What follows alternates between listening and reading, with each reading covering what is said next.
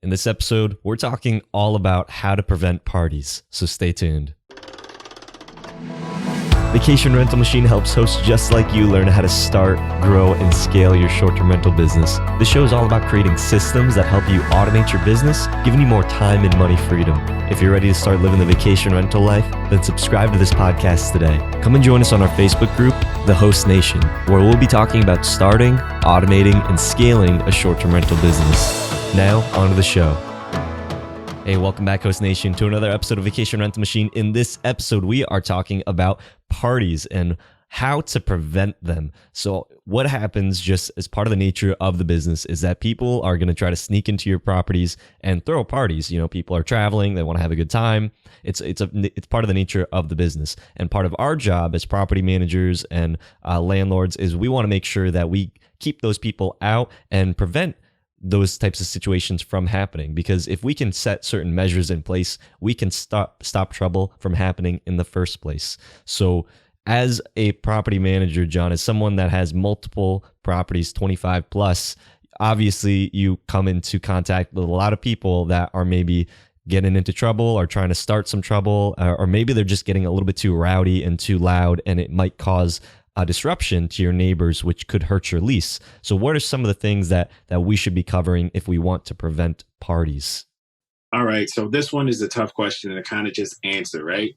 You're really going to have a few different layers kind of put into one, deter, prevent, and protect your revenue from somebody that does come in and does actually have a party. So we're going to talk about different layers of things that are going to be needed just to make sure that we keep the revenue, but we also maintain our reputation with our neighbors and our community, and we don't end up on TV. We don't want to end up on TV. We're not bad operators. We're the best operators, right?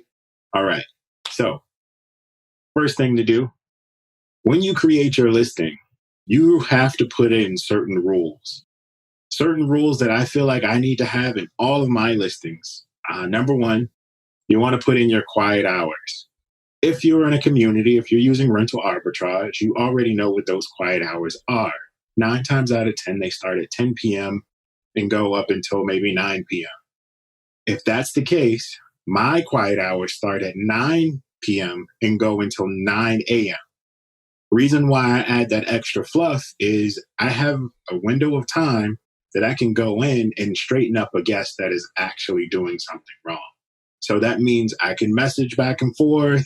I can maybe call them. I can do whatever I got to do just to get them to quiet down before quiet hours start. Now, that also means if you're on alert at 9 o'clock, when 10 o'clock hits, if you didn't get anything resolved, you're going to have to take the next steps. So in your rules, that's number one. You got to have that. One of the other rules that I recently added to my rules is that local people must message before they book. People will ignore that one. And sometimes you just have to bring it right back up. If they don't really give me a purpose of their trip in their initial message, sometimes I'll ask for it because it's just very hard to deter against them. I mean, it's not like there's a block anywhere that says, hey, your thing says you're from the same area as the listing. You got to go through this step over here. They can book just like anybody else. If you're instant book, these people will instant book because they know they don't have to interact with you. So keep in mind that the people that are coming to party, they're savvy, right? They know that instant book means I don't interact. They know that self check-in means I'm not meeting someone. So they'll take advantage of all of that. One of the next layers of this whole thing is to have the devices to kind of start to see what's going on at the property. No, you cannot have internal cameras, not at all. But you can have external cameras. Your external cameras are going to be part of that just identification step, just to try to tell the story to someone else, that third party who's going to be more neutral, but leaning towards the guest. This could be the platform support, could be Airbnb, could be HomeAway. They're going to be more guest kind of friendly. They're really not host friendly. Keep that in mind. So you got your cameras on the outside, right? That shows you how many people are going in. Let's talk about some of the ways to identify people that are going to do something bad. For me today, I just had one. that just happened. So I'm going to show some pictures of this example. But I had a guy that booked. It's a 3-bedroom place. He listed for one guest. All right. So one guest in a 3-bedroom place, that just doesn't make sense. And because it was a last minute booking, you don't have so much time to kind of correct it. Primarily, when you do it on the same day, Airbnb, they don't allow you to change the reservation on the same day of check-in. So quick message. In my message, I said to him, hey, I see that you're a local. Can you tell me the purpose of your trip? Can you also confirm the number of guests that you're going to have? I'll tell you what his reply was later. And I'll tell you what happened later with this whole thing. But that's the first thing. Try to identify what's kind of going to go on. One, you see they're local. Two, if it's just odd. Now, don't get an eerie feeling about everybody that's booking, because you can't run a business that way if you're scared people are just going to mess everything up. 9 times out of 10, if you keep your mindset that somebody's going to book one thing, you'll be okay. So, internal devices. I am a big fan of Noise Aware. I am testing one of their competitors at this moment. I'm actually going to try to put out a video in comparison of the two products, talk about their advantages, disadvantages, and stuff like that, so we can all make educated decisions on which ones that we should put into our units. So you got your external cameras, you got some type of internal device. There's the Noise Aware. There's another device that checks the amount of cell phones inside of the place. That might work in a rural area better than someplace that's an apartment building where anybody could have cell phones or parties or guests. So be mindful of your setup and get the best product for your setup. If you're getting a big place, you might need multiple devices for that one place, but definitely cover the big common areas of it. That way you know you're covered. We got devices covered. The other thing is really just be on it. You kind of get a feeling sometimes. When I see the reservation booked wrong, I do get that feeling. I'm going to shoot over to my screen to show you guys exactly what I'm talking about here. All right. Now I'm sharing just the message that I sent to a guest before booking. After booking, he actually instant booked. He came in. I just looked at the details. I noticed that, hey, they booked for multiple days. That actually is another thing that you should do, is to not allow one night bookings. Because when you not allow those kind of just deter people from going in, throwing a party for a night and getting out. They know if they throw a party, they're most likely not going to stay the next night anyway, because you're going to be on them about it. Somebody's reported it to somebody. So they're not going to book for 10 days and then, have a party on the first or second day. If that happens, they're probably planning the party on the last day. Not allowing one-day bookings is one of those deterrent factors that deters people from even booking a party. That's the only thing that I've found that has turned kind of like our instant book scenario into something that deters people from booking. Plus, you get the benefit of longer bookings and more revenue per booking and less turnover for your cleaners. There's a whole lot of benefits from just having a longer stay requirement. But play with it as you must. Sometimes on those orphan days, you do need to allow one-night bookings, and that's perfectly fine if you're going for that high occupancy.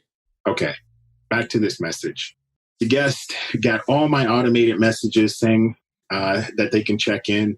They actually wanted to check in at 1 o'clock. I didn't approve anything like that because he didn't answer some of my questions. So in here, I just said, just a reminder, you didn't answer some of my questions. I repeated the questions that I had sent him previously. Basically, he's a local, and I wanted to know the purpose of his trip. At the same time, could he confirm the total number of guests? Well, not too long after that, 10 minutes, he sent a message saying it is just him and that he is just trying to get out the house because he's angry with his roommates. Right around that time, people were already at the door. So on my cameras, I was able to see all these people standing outside. Well, what did I do? I turned on the speaker just to listen in. And what I found out was the guy that made the actual reservation was not present. So there are 4 people right here. That means one more person was missing. There was no escalation in price for having 5 people in this place. But because he told me that it was just him and I see 4 people at the door and I was able to identify that neither one of them were him, at the same time, each one had their own suitcase. He blatantly just lied, right?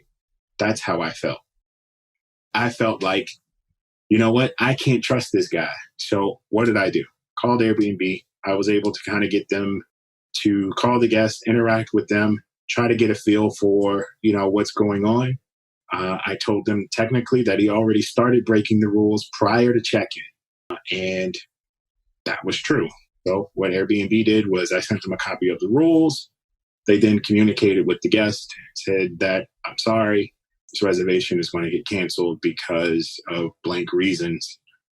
And yeah, I think I prevented something that could have been a little bad. And this is one of the new units that I have. So I didn't want to start off on the wrong foot. Now, granted, this reservation was 900 plus. I would have loved to have it, but you have to sacrifice certain things at certain times. So that's today's example. This episode was properly timed just because this just happened this morning. And you can see my phone was already dying. So time for an upgrade.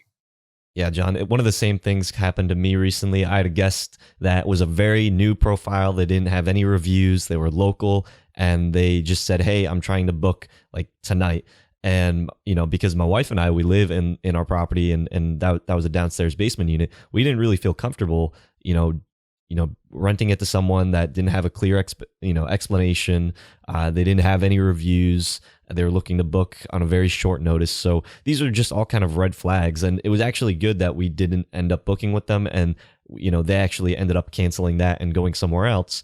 But, had we gone with that, we wouldn't have had the opportunity to book this week-long person that was able to stay with us that, brought us in a whole lot more revenue because we didn't want that really short just weekend booking for this one person. So there's a bunch of different ways that you can prevent. One of the big things that we do need to say is that you have to disclose if you are going to be recording anything inside or outside the house. There has to be proper disclosure, because if your guest complains like, hey, why are you messaging me? How'd you know that I had people? Or, or they could even just complain that there's a camera outside. And if you don't have that proper disclosure, they can actually cancel your account. They could cancel that listings profile because it's outside of the rules, and they can flag that. You could not be able to take any bookings. So it's a big deal. You got to have a proper disclosure in your listing description, and when you are communicating with the guests, like, hey, we do have monitoring devices, just to make sure that X, Y, and Z reason, but you have to let the guests know that. I definitely want to add to that one and just say I have it in my listing. At the same time, I send it to my guests one more time just to make sure that they fully have it. I also ask for them to acknowledge it. I don't always get that acknowledgement back, but if they've been going back and forth with me over messaging, I assume that they have read it. So yes, very important to let them know. And if they feel a little ways about, monitoring devices or whatever like that, you just have to just ease them and let them know they're not recording. They just let you know people are going to party or whatever like that, and just softly say, but I don't think that's you, right? And they normally say, no, not me at all. And there's lots of recording devices out there available on the market. But if you want to know what John and I use, then go on over to shorttermsage.com/kit, and you can see all of the items that we use in our properties to be able to prevent parties, because there's lots of stuff out there that have different levels of service and types of subscriptions. But if you want to know what we use, then definitely go check that out. And like John was saying, we're constantly testing out new things and seeing what is going to best optimize the business, because maybe it doesn't make sense purchasing these expensive products when you could find something that maybe doesn't have a subscription service and stuff like that. So we're constantly trying to find better ways. So question of the day, what are you using in your properties in order to prevent parties? Leave it in the comments section down below. And following on with this, in the next video, we're talking all about what to do if someone does throw a party and how to keep that under control. Talk to your host in the next episode. Till next time, keep on hosting. Hope you hosts found value in this episode. If you did, please go on over to iTunes and leave us a review, as that would greatly support the show. If you'd like to connect with John, the community, and I, then go on over to our Facebook group, The Host Nation. Talk to you hosts in the next episode. Keep on hosting.